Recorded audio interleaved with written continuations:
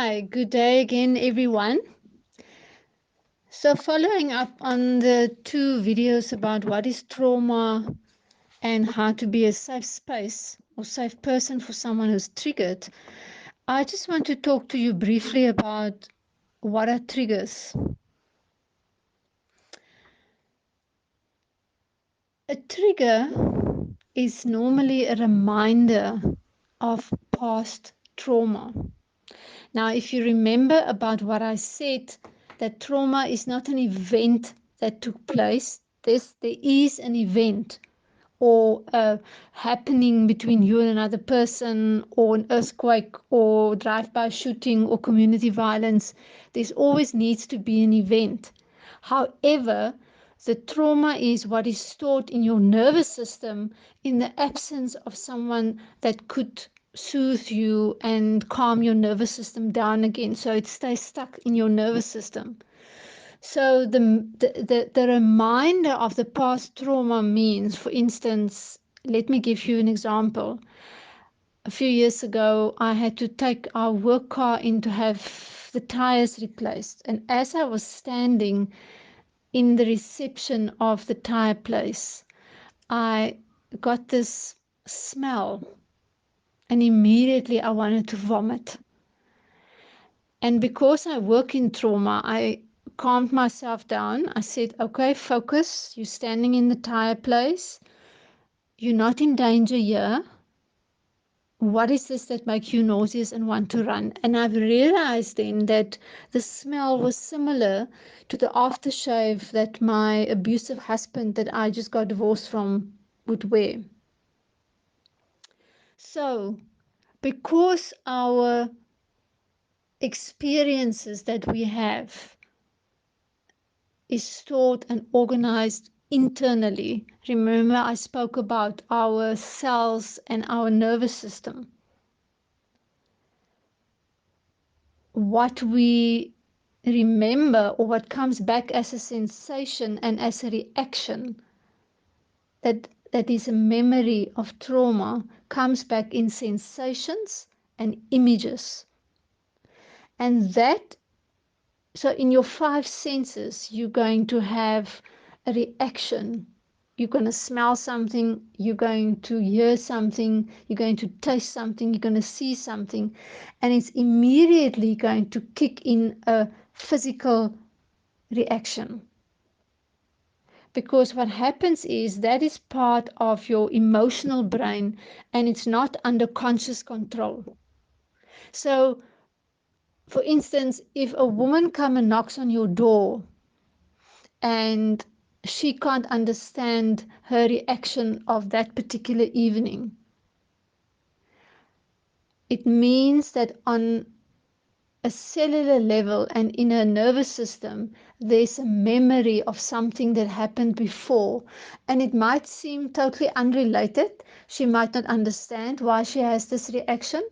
Another example is you might come from a home where you always had to do what your parents tell you because that was the only way that you would survive as a child. Now you are older and you're in your own work, and every time that your manager tells you to do something, you find that something happens in your body immediately. You have this knot on your stomach, you start getting sweaty palms, and it means that what she does, not her, the person, what she does is a trigger for your body, because in your body there is a physical remembrance or memory of how it felt when your parents forced you to do stuff and you couldn't say no. And now your body is reacting in a certain way. Like in lockdown, a lot of people will have different reactions. For some people, this might not be anything because they are very comfortable with the people that they live with. For some people, in their bodies, there will be a complete revolt. Like, I just want to fight and flight and break stuff. I need alcohol. I need cigarettes. I need food. I need somewhere to get away from the discomfort. It's It's difficult, discomforting sensations that you experience when you experience triggers because it's through your five senses. In other words, it's in your body physiology that happens. And then one needs to first go through an exercise where you can calm the person down, where you do the tell me what you can see and smell and hear, and then say, okay, let's look back and see what is the memory about. Can you recall when was the first time or the last time that your body reacted like this so strongly? And it might seem something that's completely unrelated, but that's normally what the trigger is about. It is about a memory that's stored in your nervous system of something that's never been worked through and where you didn't have the support. For instance, a child might go for, or if I want to now finish about the lockdown, um, people might say, oh, okay, so I feel like this because my mom used to send me to my room and lock me in my room when I did something that she didn't like. Yeah, then you're going to have strong physical reactions about the lockdown. People might also say that in their bodies, this reminds them of apartheid. Another example is a child might have to go in for an operation and fight the mask that they put on with the anesthetics. Now they go to a dentist and they lie in the dentist chair and the dentist want to inject them so that they don't feel pain. And immediately the child jumps out of the chair or the child goes numb and can't speak. Because the body immediately remembers the same position it was lying in and when the mask was put over their face in the hospital. And so our body is what needs to be worked with in our sensations. And the only way to help a person then is first of all to help them to calm their bodies down so that if there's a memory, you need to look, am I still in the same scenario and relationship and place where the negative first event happened? So you need to be able to discern that for yourself.